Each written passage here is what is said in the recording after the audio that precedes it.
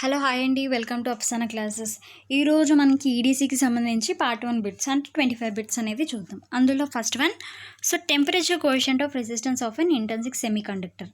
ఇందులో మనకి రెండు తెలియాలి. టెంపరేచర్ కోఎఫిషియంట్ అంటే ఏంటో తెలియాలి, ఇంట్రిన్సిక్ సెమీ కండక్టర్ అంటే ఏంటో తెలియాలి. సెమీ కండక్టర్స్లో మనకు తెలుసు 2 టైప్స్.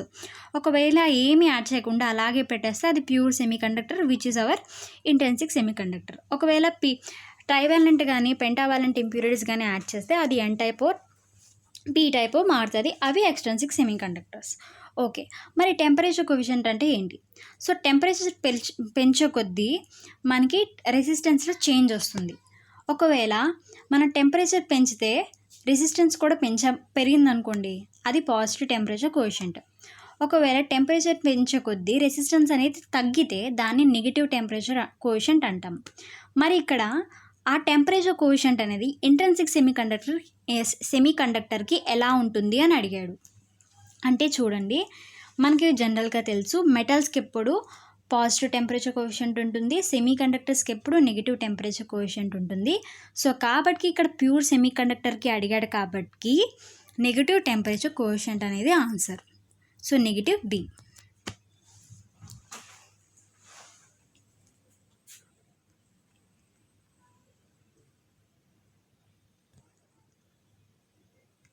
నెక్స్ట్ చూడండి, energy gap of a semiconductor increases with. మనకు తెలుసు వ్యాలెన్సీ బ్యాండ్, కండక్షన్ బ్యాండ్ అనేవి రెండు ఉంటాయి మనకి, అవునండి. వ్యాలెన్సీ బ్యాండ్లో, కండక్షన్ బ్యాండ్లో ఏముంటుంది? వ్యాలెన్సీ బ్యాండ్లో ఉన్న ఎలక్ట్రాన్స్ కండక్షన్ బ్యాండ్కి వెళ్ళాలంటే కొంచెం ఎనర్జీ అప్లై చేయాలి. ఆ వ్యాలెన్స్ బ్యాండ్కి కండక్షన్ బ్యాండ్కి ఉన్న గ్యాప్నే మనం energy gap are forbidden gap అంటాం, ఎనర్జీ గ్యాప్. ఇది సెమీ కండక్టర్స్కి ఎప్పుడు ఎక్కువ అవుతుంది అంటే టెంపరేచర్ అనేది మనం తగ్గించినప్పుడు ఇది సెమీ కండక్టర్కి ఈ గ్యాప్ అనేది ఎక్కువ అవుతుంది. ఎలా అంటే ఫర్ ఎగ్జాంపుల్కి చూడండి, మనం ఒక సెమీ కండక్టర్ తీసుకున్నాం, దానికి ఎనర్జీ అంటే టెంపరేచర్ పెడితే ఏమవుతుందంటే వ్యాలెన్సీ బ్యాండ్లో కొన్ని కోవలెంట్ బాండ్స్ ఉంటాయి కదా, అవి బ్రేక్ అయ్యి ఎలక్ట్రాన్స్ అనేవి కండక్షన్ బ్యాండ్కి మారిపోయాయి. అలా అయినప్పుడు మనకి ఈ ఎనర్జీ గ్యాప్ అనేది తగ్గుతుంది. దీనివల్ల మీకు ఏమర్థమైంది? టెంపరేచర్ పెంచినప్పుడు గ్యాప్ అనేది తగ్గుతుంది అంటే ఇన్వర్స్లీ ప్రపోర్షనల్ ఉంది. ఇక్కడ ఎప్పుడు పెరుగుతుంది అని అడిగాడు. ఎప్పుడంటే ఈ టెంపరేచర్ అనేది తగ్గినప్పుడు. Option A.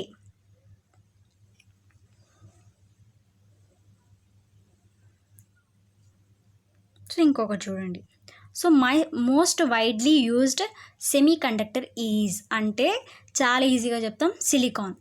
ఎందుకనంటే దీనికి స్టెబిలిటీ ఎక్కువ అని చెప్తాము, ఈజీగా దొరుకుతుందని చెప్తాము, అండ్ ఇక్కడ మొబిలిటీ ఎక్కువ కాదు, మొబిలిటీకి జర్మానియంకి ఎక్కువ. అది ఎలాగో నేను తర్వాత చెప్తాను నెక్స్ట్ బిట్లో. సిలికాన్ అనేది ఎక్కువ దొరుకుతుంది అండ్ స్టెబిలిటీ కాబట్టి మనకి silicon is mostly widely used semiconductor అని చెప్తాం. Option C.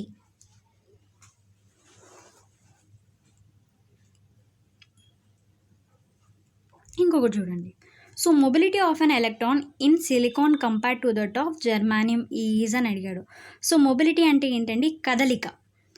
ఎలక్ట్రాన్ యొక్క కదలిక దేనికి ఎక్కువ ఉంటుందంటే ఎప్పుడు మనం జర్మానియం అని చెప్తాం.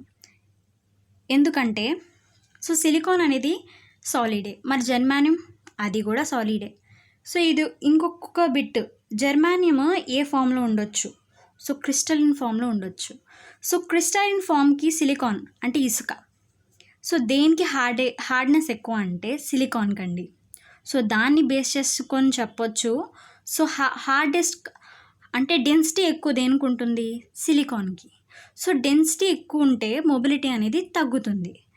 కాబట్టి సిలికాన్ని కంపేర్ చేసుకొని జర్మానియంకి మొబిలిటీ ఎక్కువ ఉంటుంది కాబట్టి mobility of an electron in silicon less ఉంటుంది కంపేర్ టు జర్మానియం.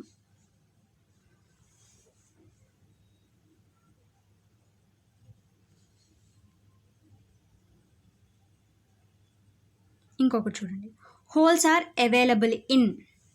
హోల్స్ అన్నీ ఎక్కడ ఉంటాయండి? బ్యాలెన్సీ బ్యాండా, కండక్షన్ బ్యాండా? సో కండక్షన్ బ్యాండ్లో ఎప్పుడు ఫ్రీ ఎలక్ట్రాన్స్ మూవ్ అవుతున్నాయి కాబట్టి ఆ వేకెన్సీ వదిలిన ఒక ఎనర్జీ అది వ్యాలెన్సీ బ్యాండ్లో ఉంటుంది కాబట్టి holes is a positive vacancy place left by free electron in valency band అండి.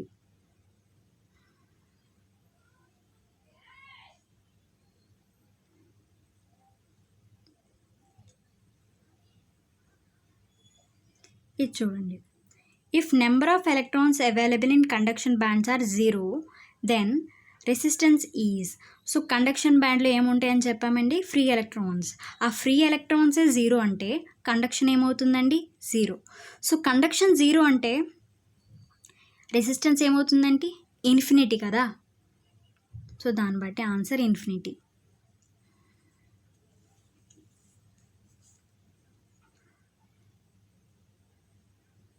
సో ఇంకొకటి చూడండి, in intrinsic semiconductor the number of electron and holes are.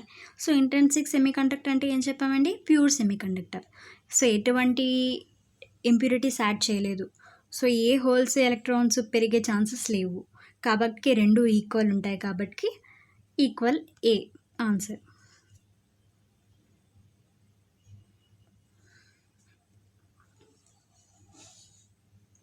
So ఇంకొకటి చూడండి, number of electron hole pair generation is increases with temperature అండి. చెప్పాను covalent valency బ్యాండ్లో covalent bonds break అయ్యి అవి ఫ్రీ ఎలక్ట్రాన్స్ ఎక్కడికి మూవ్ అవుతాయి, కండక్షన్ బ్యాండ్కి మూవ్ అవుతాయి.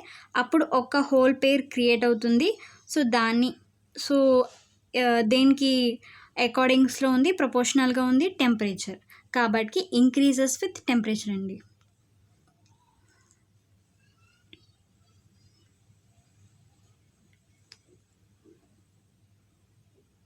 So 9th question, N type semiconductor are obtained by doping.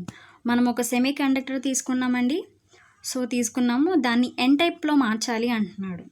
అంటే ఏంటండి, ఎన్ టైప్ సెమీ కండక్టర్లో ఏంటి, మైనారిటీ ఛార్జ్ కెరియర్స్ ఏంటండి, holes, majority charge careers electrons కదండి.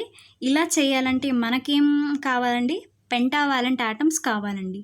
అంటే ఒక ఆటమ్ ఉండాలి, దానికి వ్యాలెన్సీ ఎంత ఉండాలండి, 5 ఉండాలండి. ఆ ఆటమ్స్ కానీ సెమీ కండక్టర్స్కి కలిపితే అవి ఎన్ టైప్ అవుతాయండి. సో పెంటావాలెంట్ ఆటమ్స్ అండి.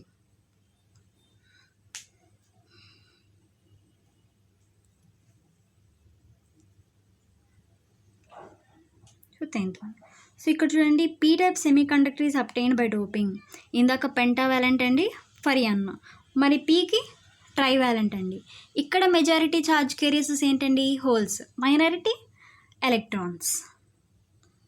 So trivalent B option.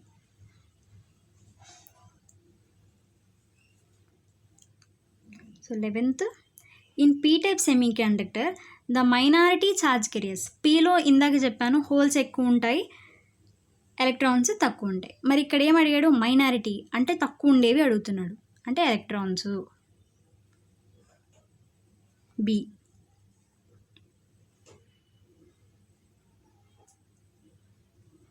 ఇది చూడండి, సో ఎక్స్ట్రిన్సిక్ సెమీ కండక్టర్ అంటే ఏంటని చెప్పాము ఇందాకే, పీ టైప్ కానీ ఎన్ టైప్ కానీ అవి అలా తయారయ్యాయి పెంటావాలెంట్ కానీ ట్రైవాలెంట్ ఇంప్యూరిటీస్ కానీ యాడ్ చేయడం వల్ల. ఆ టైప్ ఆఫ్ ఇంప్యూరిటీని మనం intrinsic semi కండక్టర్లో మార్చేయాలంట.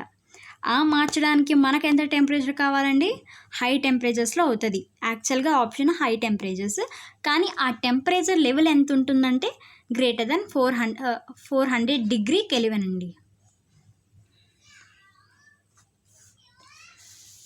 High temperatures greater than 400 degree kelvin.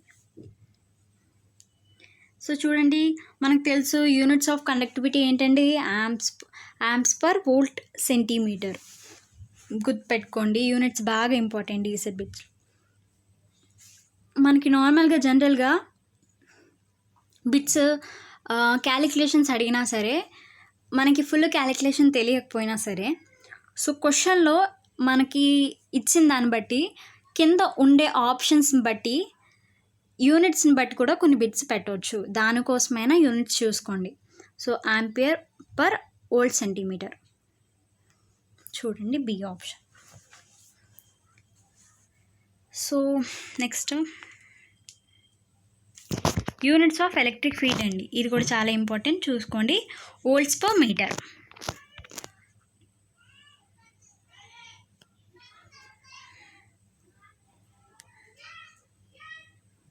ఇంకొకటి చూడండి. సో ఇందాకే చెప్పుకున్నామండి, మనకి టెంపరేచర్ని బట్టి రెసిస్టెన్స్ని బట్టి చేంజ్ అవుతుంది. టెంపరేచర్ని బట్టి దాని కాన్సన్ట్రేషన్ అనేది చేంజ్ అవుతుంది. ఎందులో? ఇంట్రిన్సిక్ సెమీ కండక్టర్స్లో అన్నాం. మరి అది ఎంత చేంజ్ అవుతుంది అంటే 7% అండి. 7%. ఏ ఆప్షన్.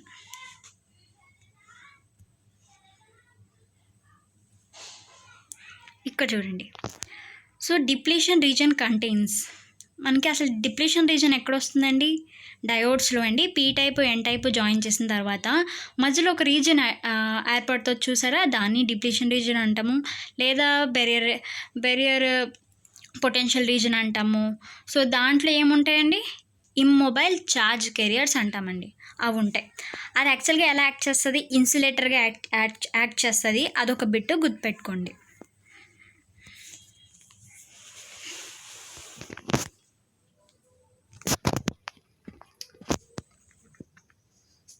ఇంకొకటి ఏంటి?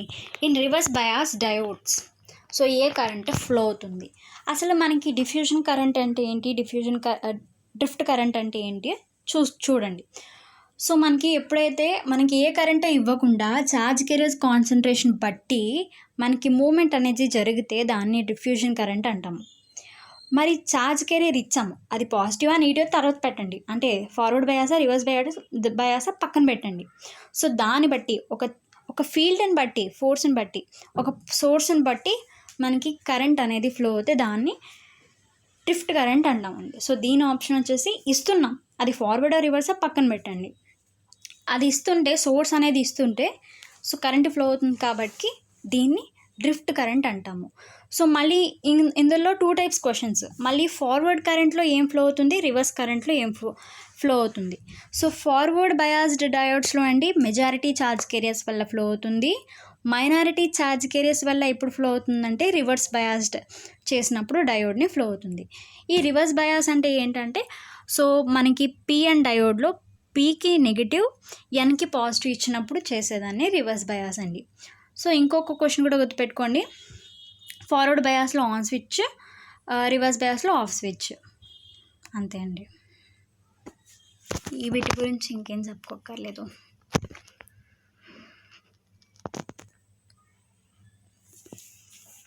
ఇంకొకటి చూడండి. So diffusion capacitance depends upon, ఇదేం పెద్ద లేదు చూడండి. ఇప్పుడు పిఎన్ జంక్షన్ యాడ్ చేస్తామని చెప్పాము, దాని తర్వాత ఒక రీజన్ ఫామ్ అవుతుందని చెప్పాము కదా, ఆ రీజనే డిఫ్యూజన్ కెపాసిటెన్స్ రీజన్ అని కూడా అనుకుంటాం. సో అది దేని వల్ల డిపెండ్ అవుతుంది అంటే, సో ఫార్వర్డ్ కరెంట్స్ పెరిగాయి అనుకోండి, ఆ డిఫ్యూజన్ రీజన్ తగ్గుతుంది. ఒకవేళ ఫార్వర్డ్ కరెంట్ తగ్గితే డిఫ్యూజన్ రీజన్ ఇంక్రీజ్ అవుతుంది. సో దాన్ని బట్టి ఫార్వర్డ్ కరెంట్స్ వల్ల డిఫ్యూజన్ రీజన్ అనేది చేంజ్ అవుతుంది కాబట్టి దాని మీద అని చెప్తాం. Option forward currents.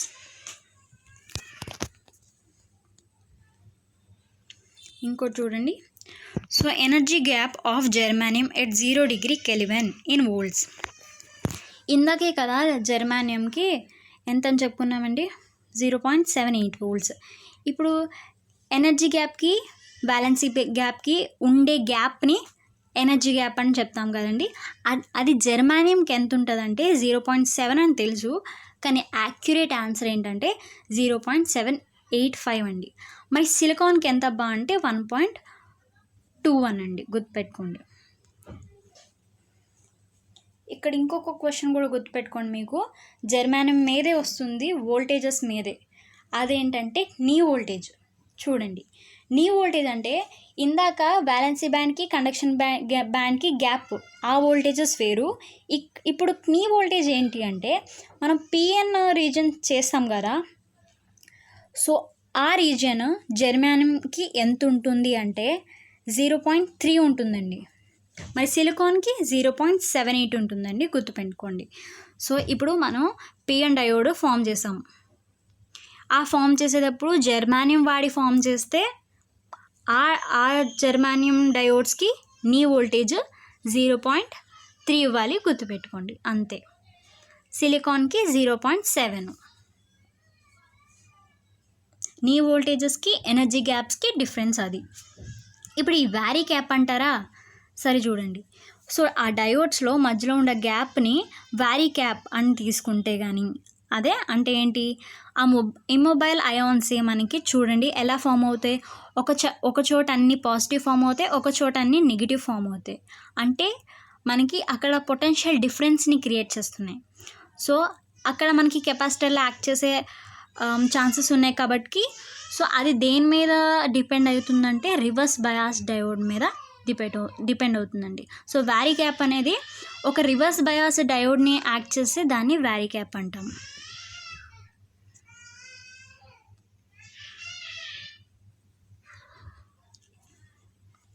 ఇంకొకటి చూడండి, Zener break down takes place. So Zener diode అంటే ఏంటండి, ఒక డయోడ్ తీసుకున్నాం, దానికి హై డోప్ చేస్తే దాన్ని జీనార్ డయోడ్ అంటాం. సో దాన్ని బ్రేక్ డౌన్ ఎలా ఉంటుందండి, బిలో 6 volts. ఇంకా ionisation energy decreases slightly with. So అంటే ఇంప్యూరిటీస్ కంటెంట్ ఎక్కువ యాడ్ చేసినప్పుడు మనకి అయాన్స్ అనేది ఎక్కువ రిలీజ్ అవుతాయని చెప్తాం అంతే. ఇంకా డయోడ్ అనేది ఇప్పటివరకు డయోడ్స్ గురించి చెప్పాము. అందులో డయోడ్ అనేది ఏంటంటే యూనిలాటరల్. ఏదైనా ఒక సెమీ కండక్టర్కి ఒక జంక్షన్ ఫామ్ అవుతే దాన్ని యూనిలాటరల్ అని చెప్తాం. ఇంకొకటి డయోడ్స్ అనేవి ఎక్కడ యూజ్ చేస్తామంటే రెక్టిఫైర్స్లో యూజ్ చేస్తామండి. మరి యాంప్లిఫైర్స్లో అక్కడ ట్రాన్సిస్టర్స్ యూజ్ చేస్తాం. మరి ఫిల్టర్స్లో కెపాసిటర్స్, ఇండక్టర్స్ కాంబినేషన్స్ని యూజ్ చేస్తామండి. దాని గురించి తర్వాత చూద్దాం. థ్యాంక్ యూ ఫర్ వాచింగ్ అండి. Please like, share and subscribe.